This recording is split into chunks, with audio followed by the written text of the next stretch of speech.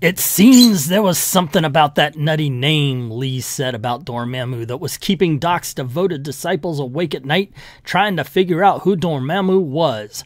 I knew I was in big trouble. I had made up the name. Now I had to dream up a character to go with the name. But who? How?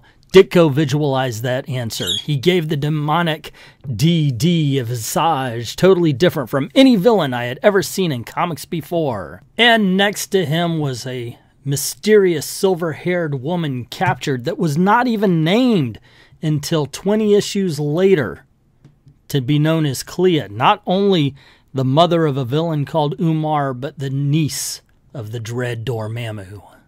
So kick back and relax, true believers, as we check out the origins of not just one of Doctor Strange's worst enemies, but also his wife. That's what she became in Strange Tales 126. I know you're gonna dig this.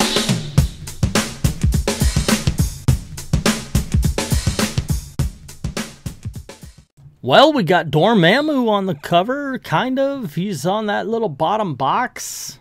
Otherwise, this is a Human Torch cover, man. Seriously.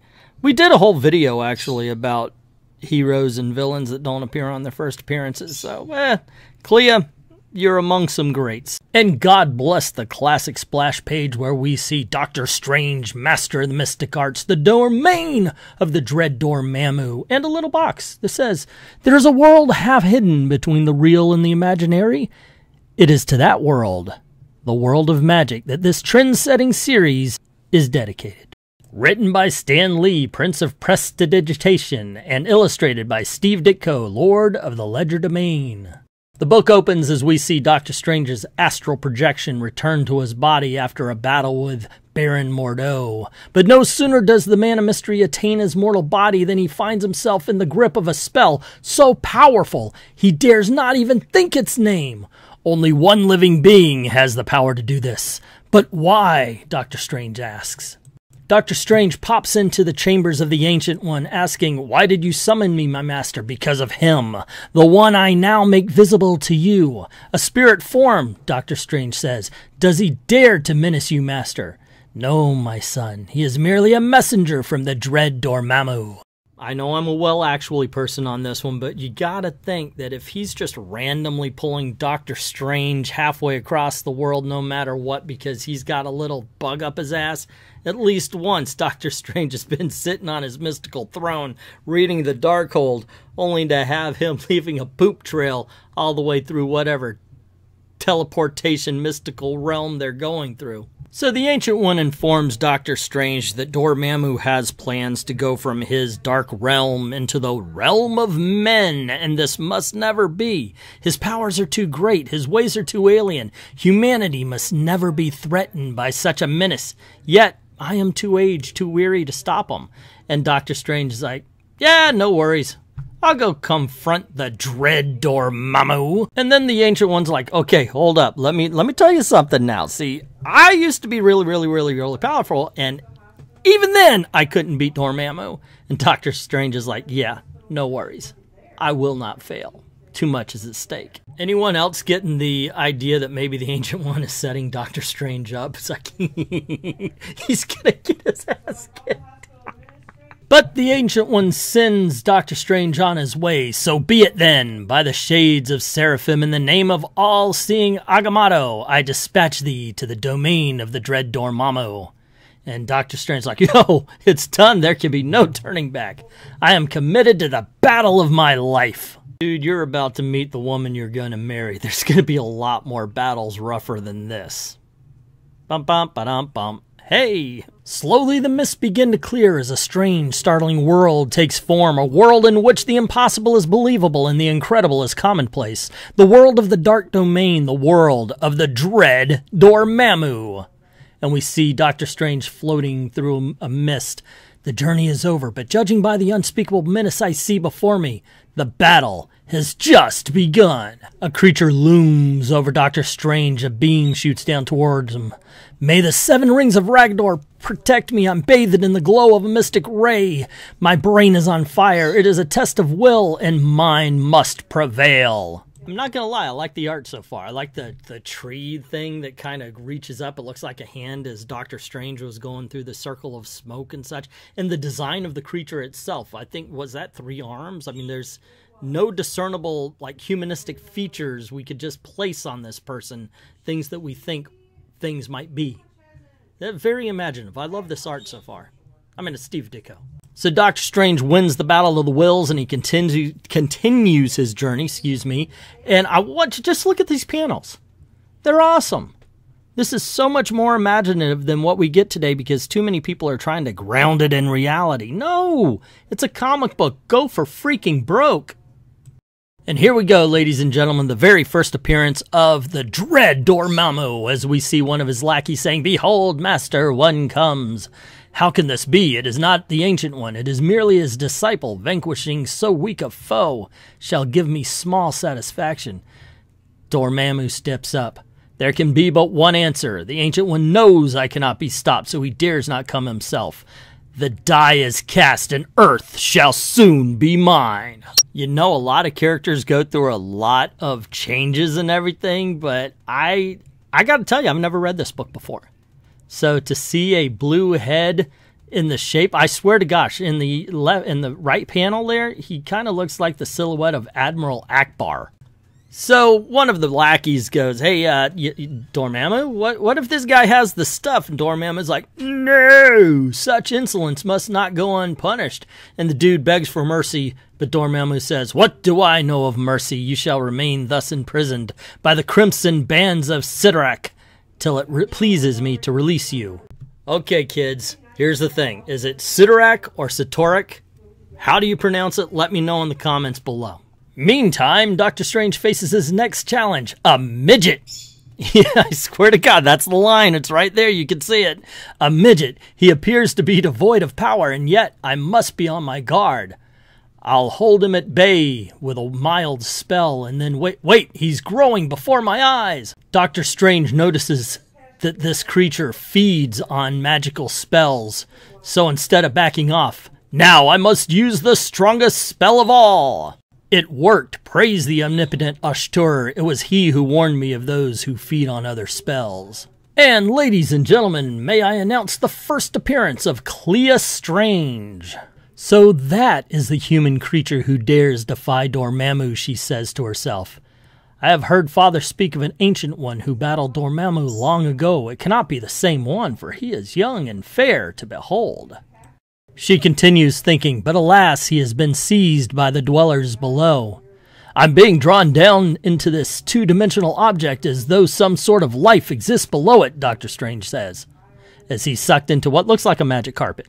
On the other side of the magic carpet, ha! We have found one from another dimension. What a prize he shall be. We see what looks like robots attacking Doctor Strange.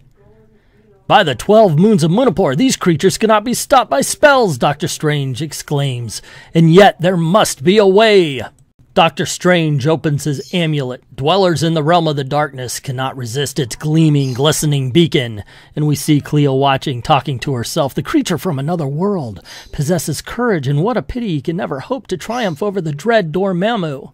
Has anyone thought maybe Dormammu wouldn't be so bad if people stopped calling him the Dread? Just saying, you know, the happy.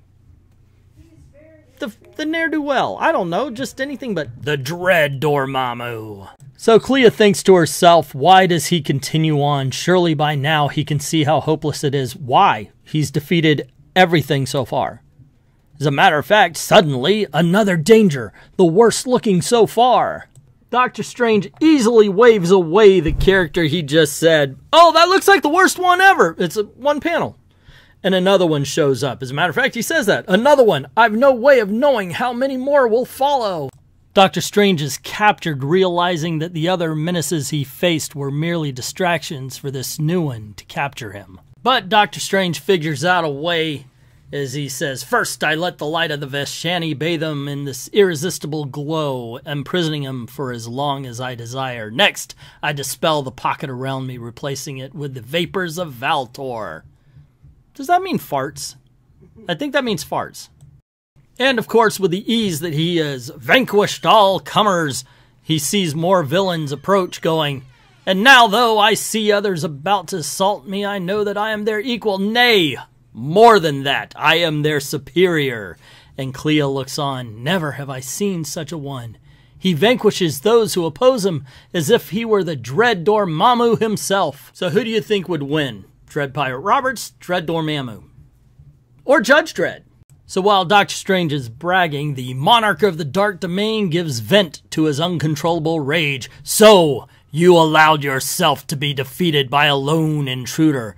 Mercy, Master, we did our best. Silence! I banish you all to limbo. The very sight of you is offensive to my eyes. When the intruder is slain, you shall return, but not an instant before.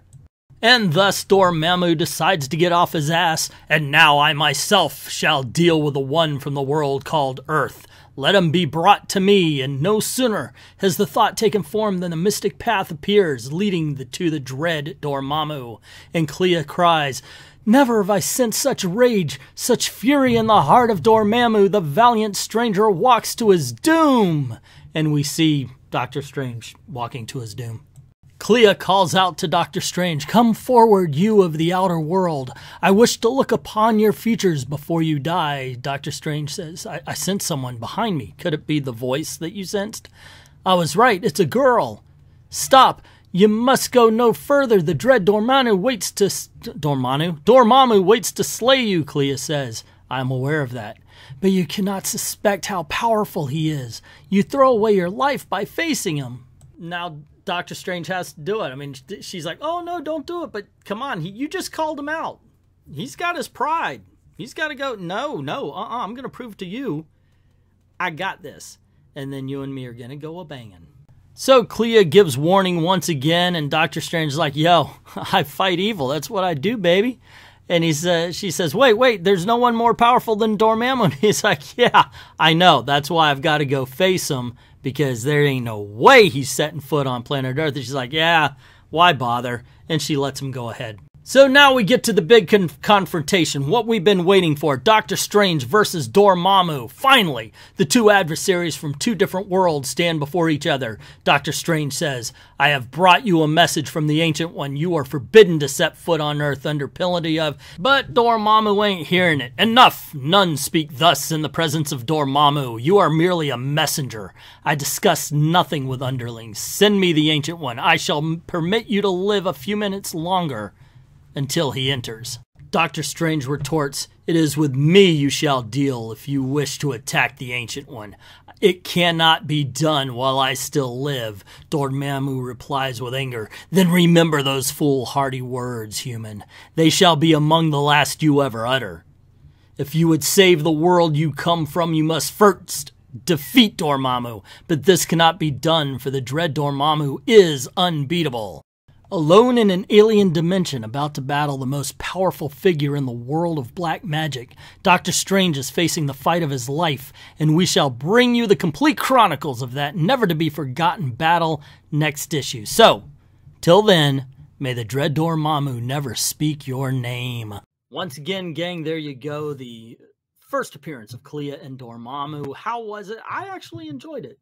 I liked it. I thought like I said during the review here, is the art is awesome. I think this is a case of something we just don't see today. Comic books, you can do anything, and it used to be like comic books are weird, and it used to be for like Jack Kirby drawings and all that kind of stuff. Now it's just because we're paying $5.99 for half of what we get back in the day. But I do have to admit, I liked the dialogue, the whole 9 yards. The one thing that kind of, it was like, oh my gosh, it's so bad in the dark dimension. Doctor Strange is like, be gone, not you, go away. There was no real threat. I never, like, even if they had like one good threat that took a couple of pages to defeat rather than what seemed like 10 or 12 of them, I think that would have been a lot better. The tension needed to be built up. I don't think it's there. Now, frankly, I'm going to go and check out the next issue. I know I do the first appearances, the next issue, the final, the battle between Doctor Strange and Dormammu is his second appearance. I don't normally do second appearances. Anyway, let me know what you guys thought in the comments below. Don't forget to click like, share, subscribe, ring the notification bell if you haven't done it already. Around here somewhere popping up the subscribe thing and a video, the playlist for Comic Book Origins, as a matter of fact. So click on those.